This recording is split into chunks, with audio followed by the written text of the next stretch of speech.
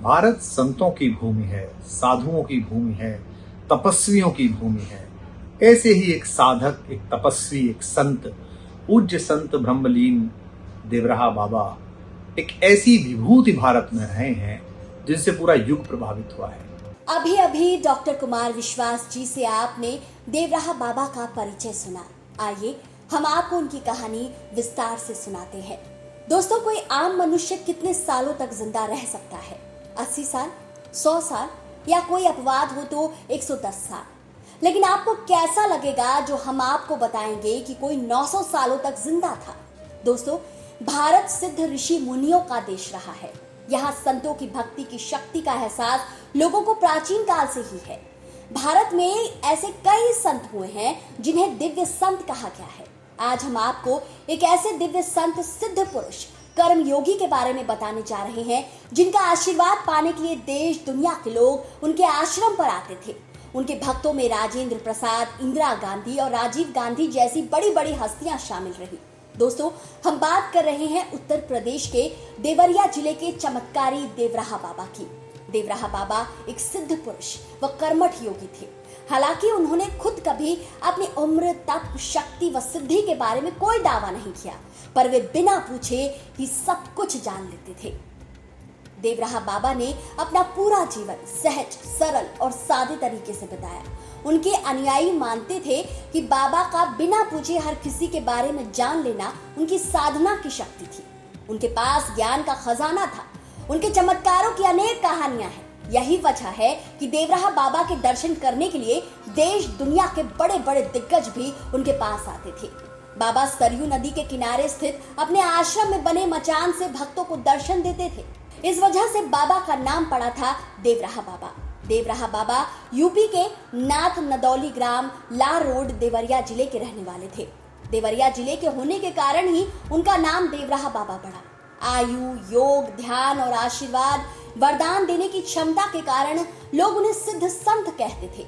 हालांकि उनके जन्म की ठीक जानकारी किसी को नहीं है, पर लोग मानते हैं कि वो 900 सालों तक जिंदा रहे। वहीं उनके कुछ अनुयायियों का मानना है कि बाबा 250 से 500 वर्षों तक जिंदा रहे। मंगलवार 19 जून 1990 के दिन अपना प्राण त्यागने वाले इस बाबा की चमत्कारी शक्ति के बारे में तरह तरह की बातें कही जाती हैं। ऐसी थी बाबा की वेशभूषा। देवराहा बाबा का दुबला पतला शरीर, लंबी जटा, कंधे पर यज्ञोपवीत व कमर में मृगछाला ही पहचान थी। उनके दर्शन करने के लिए पूर्व राष्ट्रपति डॉक्टर राजेंद्र प्रसाद, पंडित मदन मोहन मालवीय, पूर्व प्रधानमंत्री जवाहरलाल नेहरू, इंदिरा गांधी, अटल बिहारी वाजपेयी, लालू प्रसाद यादव, मुलायम सिंह यादव सहित विदेश के भी अनेकों लोग आए और उनके पास शीश नवाया। सन 1911 में जॉर्ज पंचम भी देवराहा बाबा का आशीर्वाद लेने उनके आश्रम आए थे। कहा जाता है कि बरसात के दिनों में सरयू नदी की बाढ़ का पानी उनके मचान को छूने के बाद घटने लगता था। पैर के अंगूठे से आशीर्वाद देते थे देवराहा बाबा। देवराहा बाबा अपने मचान से श्रद्धालुओं को पैर के अंगूठे से आशीर्वाद देते थे। बाबा से आशीर्वाद लेकर पूर्व प्रधानमंत्री इंदिरा गांधी भी प्रसन्न हो जाती थी। जल पर चलते थे बाबा। पूरे जीवन निर्वस्त्र रहने वाले बाबा के भक्तों का विश्वास है कि वे जल पर चलते थे।